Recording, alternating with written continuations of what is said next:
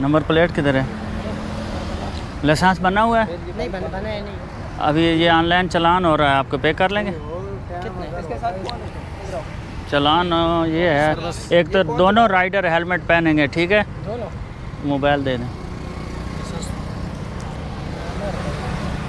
दोनों राइडर्स के बारे में ज़रा ब्रीफ कीजिएगा ख्याल से। ये अभी जो हमारी कैंपेन चल रही है ना, मोटरसाइकिल पे दोनों राइडर हेलमेट पहनेंगे। एक ने भी ना पहना हो ना तो हम इन्फोर्स कर रहे हैं और चालान दे रहे हैं, ठीक है? दोनों ने हेलमेट पहनना है, एक भी नहीं पहनेगा उसका चालान होगा, ये सेफ्टी के लिए, ठीक है?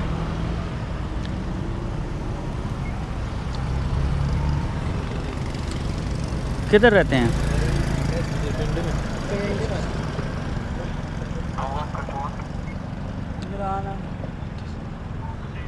ये मोटरसाइकिलों का क्रैक डाउन है, जो 3 बैठते हैं, दोनों हेलमेट नहीं पहनते हैं, जिनके पास लाइसेंस नहीं है, हम इन पे इन्फोर्समेंट कर रहे हैं, ठीक है?